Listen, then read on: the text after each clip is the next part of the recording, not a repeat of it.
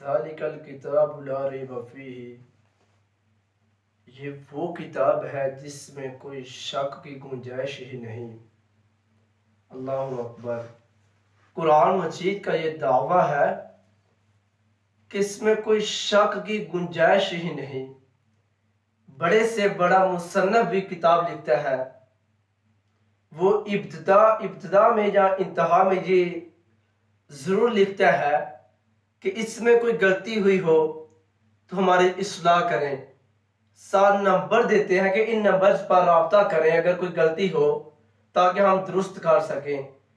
حضرت امام شافعی علیہ الرحمہ نے ایک کتاب لکھی اور اپنے ایک شاگرد کو کہا اس کو میرے سامنے پڑھا جائے۔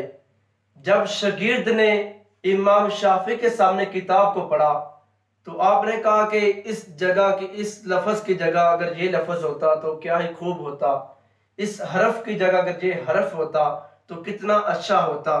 یہاں تک کہ عیب نکالا، پھر دوسرے دن کہا پھر میرے سامنے پڑھا جائے، پھر پڑھی، پھر عیب نکلے، یہاں تک کہ 70 مرتبہ آپ کے سامنے کتاب پڑھی اور 70 مرتبہ آپ نے عیب نکالے، اور 70 مرتبہ جب عیب نکالے تو پھر کہا کہ چھوڑ اس کتاب کو، یہ شافعی کی کتاب کیا حیثیت رکھتی ہے کہ اس کے اندر کوئی عیب یا غلطی نہ ہو، یہ اعزاز ہے تو صرف قرآن کو ہے جس کے اندر کوئی غلطی کی گنجائش نہیں۔ اللہ اکبر۔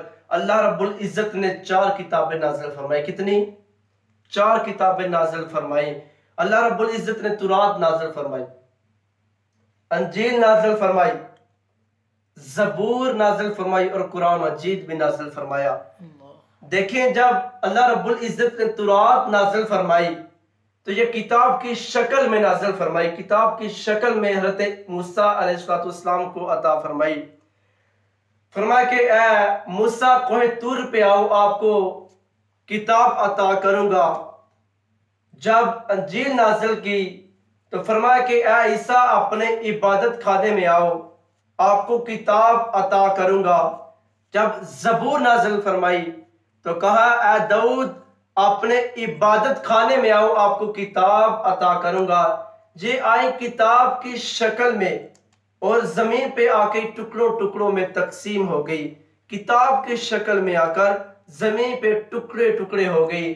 لیکن قرآن مجید کتاب کی شکل میں نہیں آیا، یہ کبھی کوئی سورت نازل ہوئی، کبھی سورت کا بعض حصہ نازل ہوا، کبھی سپارے کا کچھ حصہ نازل ہوا، یہ آیا ٹکڑے ٹکڑے ہو کر، لیکن آ کر ایسا جڑا قیامت آ سکتی ہے اس کو کوئی توڑ نہیں سکتا، اس لیے کہ اللہ تعالیٰ نے خود ذمہ لیا ہے، فرمایا ہم نے قرآن کو نازل فرمایا اور ہم اس کے محافظ ہیں۔ اللہ اکبر۔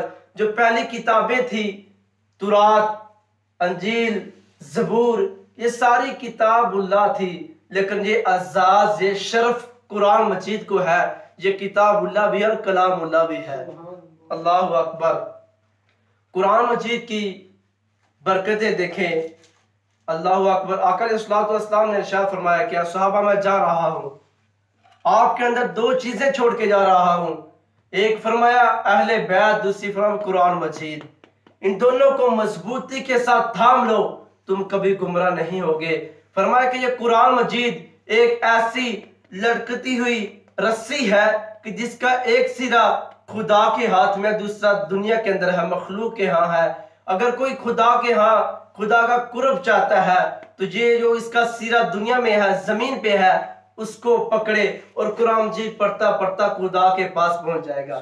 اللہ اکبر۔ آقا علیہ السلام نے ارشاد فرمایا کہ قیامت کا دن ہوگا، لوگ اپنی قبروں سے اٹھ کر نکل کر میدان محشر کی طرف جا رہے ہوں گے، تو ایک شخص اپنی قبر سے نکلے گا، جب اپنی قبر سے نکلے گا تو وہ باہر نکلے گا تو اس کی قبر کے باہر ہی ایک انسان کی شکل میں کھڑا ہوگا، اور جب وہ باہر نکلے گا تو جو انسان کی شکل میں قبر کے باہر کھڑا ہوگا وہ آگے ہاتھ کر کے اس کے ساتھ مصافحہ کرے گا۔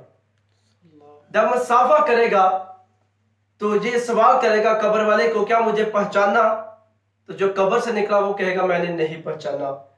پھر دوسری مرتبہ سوال ہوگا کیا مجھے پہچانا؟ قبر والا کہے گا میں نے نہیں پہچانا۔ پھر تیسری مرتبہ یہ سوال ہوگا کیا پہچانا؟ تو یہ جواب ہوگا میں نے نہیں پہچانا۔ پھر قرآن مجید خود بول کے گئے کہا کہ میں صاحب قرآن ہوں، میں تیرا دوست قرآن ہوں، تو نے دنیا کے اندر میرے ساتھ محبت کی، میرے ساتھ پیار کیا، اب میں جنت تک تیرے ساتھ پیار کروں گا۔ تو نے دنیا کے اندر میرا ساتھ نہیں چھوڑا، اب میں جنت تک تیرا ساتھ نہیں چھوڑوں گا۔